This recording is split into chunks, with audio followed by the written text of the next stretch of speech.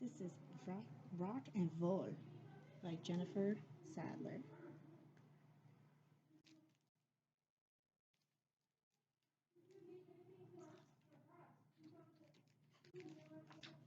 Rock and Vole. Little Vole plans her time very carefully. Each day starts with the same exercise routine. Each day, she eats the same stinky cheese snack, and each day ends the same way, sleeping on the left side of her cozy bed. Day in and day out, this is Vole's routine. But one day, Vole wakes up and wants something different. She wants an adventure, a trip, so Vole starts to plan. She draws a map, she picks the ideal halfway spot to eat her snack. She knows exactly what she will say at the end of her trip. This is just as I imagined it. Will sets out on a perfectly planned adventure, and things are going well. But sometimes perfectly planned adventures don't go perfectly. Unexpectedly, Bull comes to a ginormous, selfish, refuses to move rock that is blocking her path. How unfair. But is it? Maybe life is better when some things don't go according to plan.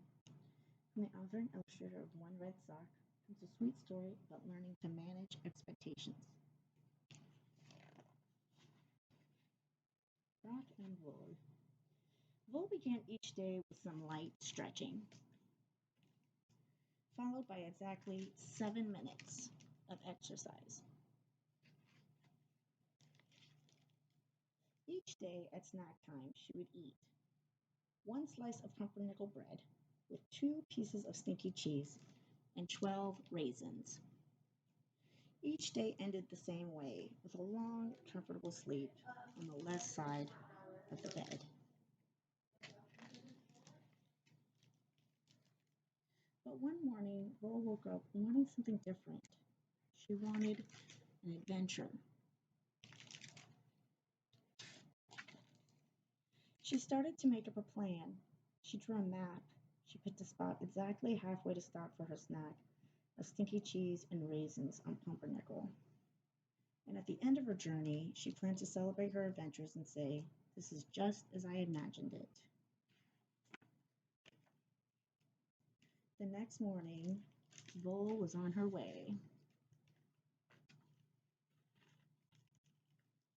Soon the sun was high in the sky. The map showed that she was halfway there. Snack time. After eating, she did some light stretching. She was right on schedule when there it was, a humongous, ginormous rock.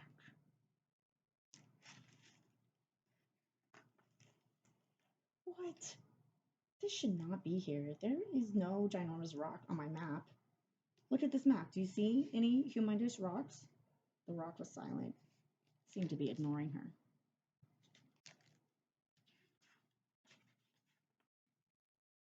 Mole tried to calm herself. Surely this rock would listen to reason. "Excuse me, Rock. I've planned this trip very carefully.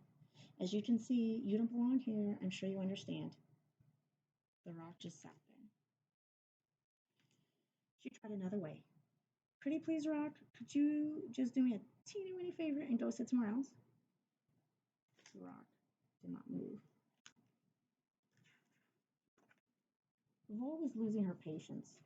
She had not planned on standing out in the hot sun arguing with a giant rock. She moved closer to the rock, where there was some shade. That's better. At least you're good for something. It had been hours since Vole had left home.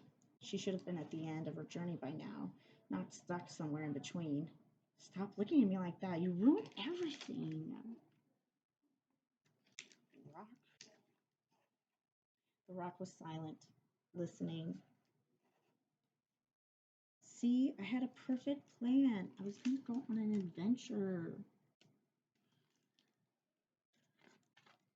I was going on an adventure." It was afternoon now, and the sun had slid further down the sky. The rock looked different.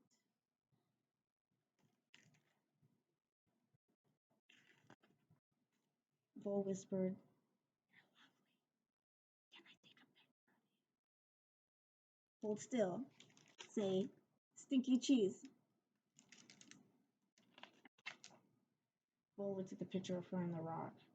The rock glowed in the sunset behind them. The sky was red and purple.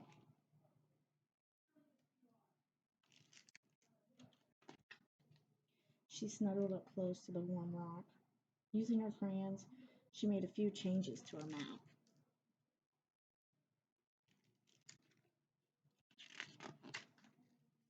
Together they looked at the sky. Vole sighed. This isn't quite what I imagined, she said. It's much, much better.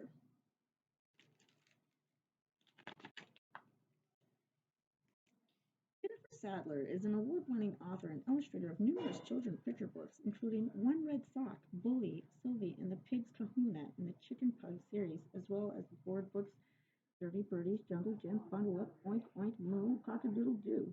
She lives in upstate New York, where she delights in embarrassing her children and having meaningful conversations with her dog. Learn more about her at jennifersattlerbooks.com. It's a good one. Thank you.